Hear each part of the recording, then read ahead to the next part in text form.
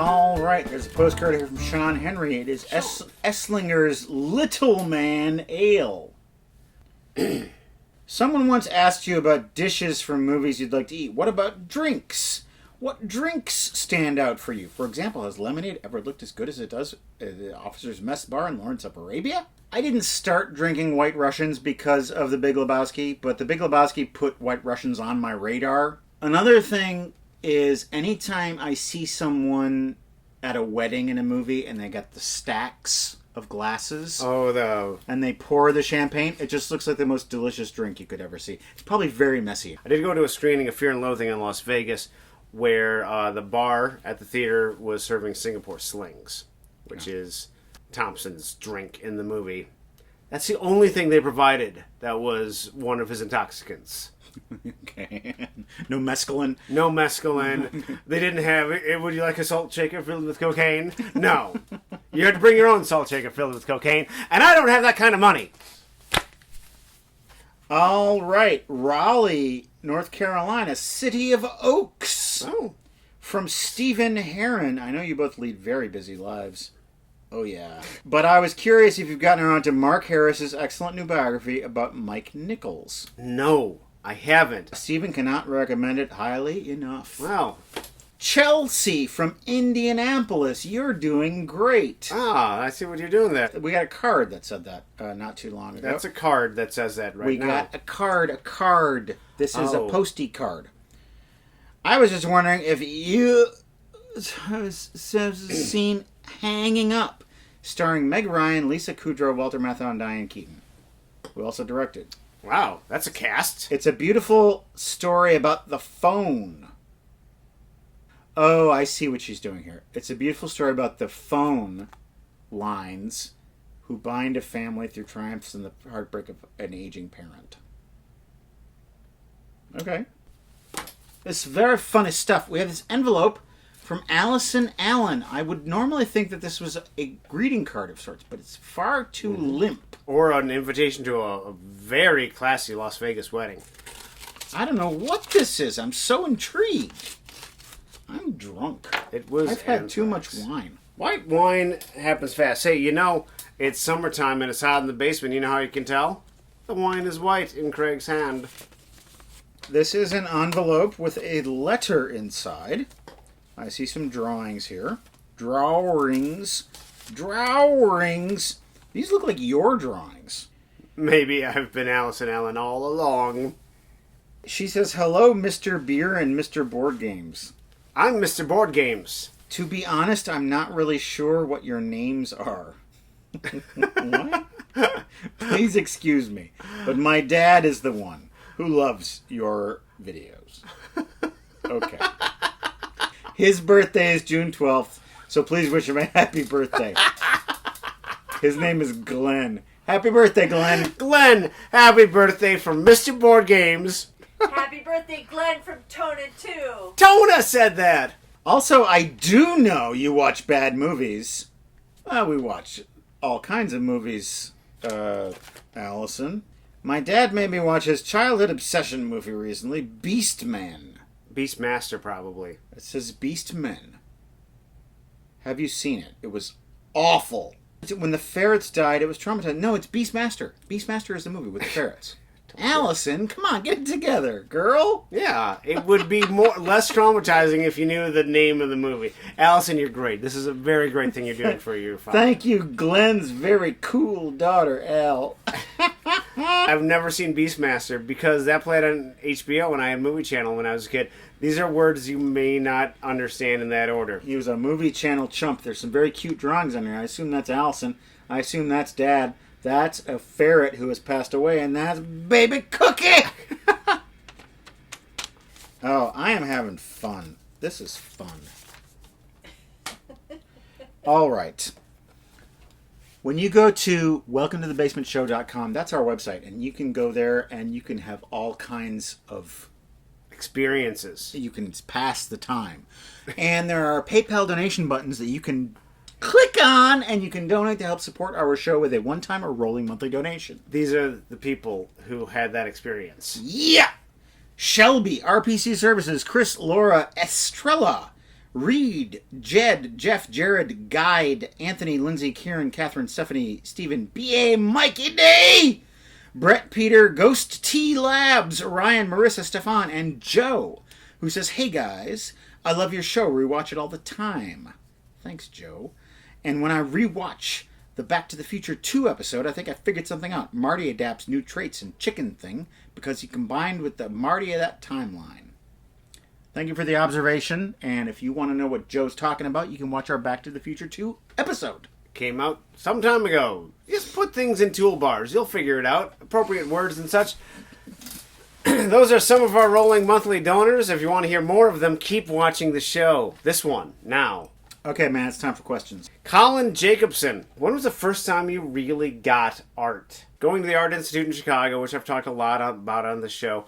Seeing Renoir's The Two Sisters. I know Impressionism is kind of a cliche, but I was really, really moved by this picture and just how powerful the eyes are when you see it in person. And finally, with television, seeing Twin Peaks, which just broke everything. It just said that there are no rules about television. This question has been on my list as well. And Yes. I've been avoiding answering it because when it comes to fine arts, like paintings and sculptures, just purely that, I'm not sure I really ever get them. Because I will look at a piece of art and I will appreciate it and I'll just be fascinated by it. But I don't think I've ever been moved by a painting or a sculpture. I've just never really had an emotional attachment to it like I do with movies or songs or things like that. And that's hard to admit, but I think I look at art on more of an intellectual level than on an emotional level. That's all right. I don't get sports, and yet so many people are so into it. I certainly appreciate art. Do you have more? Well, there was this commercial that used to play when I was a kid. It was from the Mormons. There was a young girl, I think, and she was mentally challenged. And there was this little song that played, and that commercial just made me cry. Yeah? When I was like 9, and my brothers were fucking merciless. No, he's man. got older brothers, yeah. But I didn't care. I was just like, it's so beautiful. The Mormons.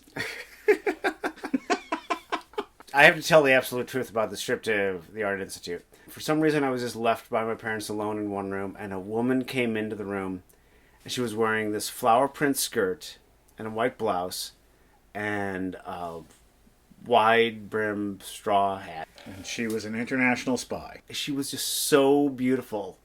I thought, this woman goes to see art. I care about art. I will care about art. I will figure this out. She was a living work of art. Oh, art. Okay, I have a question that is a lot less deep. Scott Corin, what are your favorite gins? I'm rather new to this stuff myself, like Tanqueray. My wife convinced me to try aviation, and it's alright, I guess. The best gin is Death's Door Gin. I don't know where you live, Scott, and I don't know if you can get it, but you should, because it's the best gin. It's a Wisconsin gin. And if you are able somehow to order it to be shipped, it's worth paying what are undoubtedly the exorbitant shipping costs just to try it. Yes. There's also, it's called Prairie Gin. It's an organic gin, which I don't know where you get that, but that's a lot less expensive than Death's Door Gin, and that's also good. With gin, I'm like I am with coffee, where I'm happy if I have it.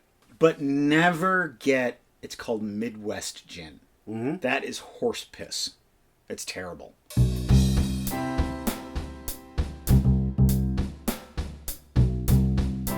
We're in space. Ooh, it's the clown's ship. We made it out of balloons. Unbelievable nude, sexy cuties. Same old garbage. Nothing exciting ever happens around here. And I'm only happy when it rains. Yeah, Vince and I did pretty well there for a while, till I ruined it. No one's ever accused you of that. They've only accused you of workplace harassment. Presently, Gamma 3 is commanded by Vince Elliott. All right, presently means in the near future. Doesn't mean right now.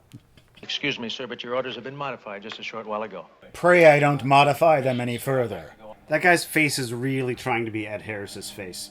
You'll be in charge of the third group working at the landing area directly from the ship. None of these men are using their ball gags properly. Who's playing a sitar? Their composition budget was razor thin. They could only afford one note at a time. That spaceship is powered by butane. Supposed to kiss it. You're supposed to kiss it and then, like that. Hey, let's open some packages. Yeah. This is from Nicholas Lott of Birmingham, Alabama. Salute. Jason says, I got hooked on your series, Chad Vader as a teenager. Thank you, Jason. And I just... Teenager. Ugh, Jason. Chad Vader as a teenager. I just rediscovered your series. I hope you didn't see this one, but it's one of my favorite old movies as a child. From Jason. Ooh, Abbott and Costello, the naughty 90s. And it includes Who's on First.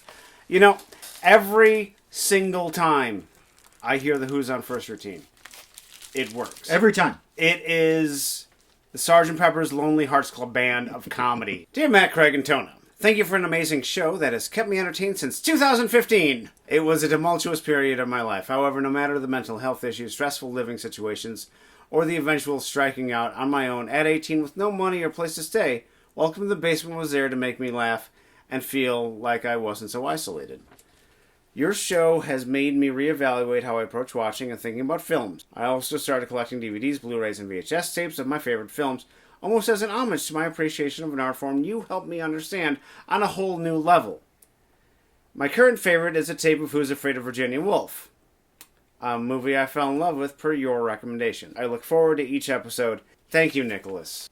He's a beanbag. A beanbag. A couple of old postcards here. That one's got writing on the back. There's Vulcan atop of Red Mountain. Mighty Vulcan. Let's see what Anne has to say. We had a nice trip up a very nice apartment in the Essex hotel. I tried to cursive writing before and left. This is boring, Anne. It's a nice postcard though. On a different note, this ties in with Matt's package. What's on second? What are the chances? Always on my mind, and here is a picture of Dr. Freud thinking about sex, if you look closely. See? Oh yeah, Yeah? I see it now. It's a lady, and she's naked. No, throw it. We can have fun that way. I miss it. Mexico Viewmaster slides. Let's see what old-timey Mexico looks like. This is from 1948. Ooh, there's a car driving down a road. Oh, there's some flowers. A city. This is kind of like hearing people describe pictures on the radio. I don't even know what that is. Do. What? It's too bad you can't stick around because it's a good thing to be able to listen to some of these and you can talk over No. Gotta work, man. I gotta feed them babies. I gotta make my living so the money keeps giving. We should have a Seance? a road show where we just go out on the road and we just clown around like we do here, but we do it in front of an audience. It'd be fun. Yeah. I'm drunk. Yeah, I know. Okay, hey, all you pretty folks. We have a P.O. box. I often receive records and CDs and music in it, and I will make an effort to listen to them and talk about them. So that's what I'm going to do right now. We've got The Church, Starfish. We listened to this together. Yes, we did. It has one of my favorite songs on it, which is their hit, Under the Milky Way. Yes, and this is music that is very reminiscent of Echo and the Bunnymen. Mm-hmm. This is dark romance. This is like The Crow music. Yes. It's the music that plays when Donnie Darko comes down the stairs from losing his virginity. Donnie Darko, the San Francisco tree. All right.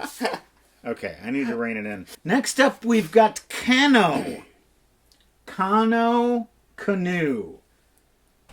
French Quebec music. Yeah, the fact he's in a canoe, that really throws off the pronunciation. This is music from the 70s from Canada. It's sung in French. It's very nice. I don't really know how to describe it, but luckily, I don't have to.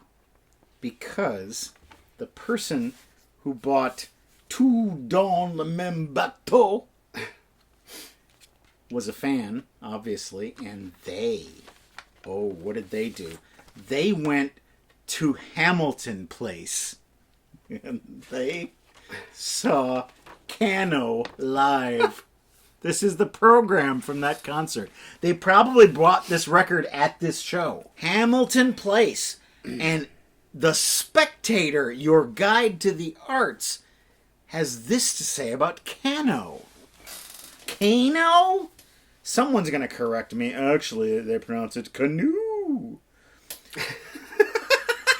7 gifted musicians, singers and songwriters from Sudbury comprise the folk jazz group Cano. Their music ranges from mellow root to complicated jazz movements. One time they might sound like the Renaissance, while the next they might sound reminiscent of the Mahavishnu Orchestra. Yeah. I don't even need to read anymore. Okay. Hey, you want to hear about more rolling monthly donuts? I got a list for you. If you like lists, Melanie Grant, Greg, Adam, Ella, Emily Mitchell, Ralph, Caitlin, Kai, Mike, Beth Kempson, Gail, Benjamin, Bernard, JP, Thomas, Alfred, and Dave. Thank you. Hi, I'm Dave. Who's Dave? Hi, I'm Dave. You don't know what that is because you don't know Dave. Well, we've got 2 more packages. Let's open them up. Who's this from? Wendy in Lake Havasu City, Arizona. Everyone knows it's Wendy. Wendy sends this London Bridge, Lake Havasu City postcard. As temperatures climb into the 120s in Lake Havasu City, wow, that's awful. My husband and I have decided to clean and declutter the house rather than go outside and risk spontaneous combustion. We hope you enjoy this They Might Be Giants stuff. Thanks, Matt. First of all, we have They Might Be Giants videos from 2004 to 2012. Cool, wow. Oh, When Will You Die? I really like that song. They Might Be Giants Instant Fan Club patch. Yeah! This is They Might Be Giants Glean Late Period CD. I don't think I have this one. This is unopened, y'all. This is a lot of They Might Be Giant stuff coming our way. Oh, it's not just that. This looks like it might be Lorenzo nightshirt size. Yes, or Craig Day shirt size. Let me look at this size. You might like this one more.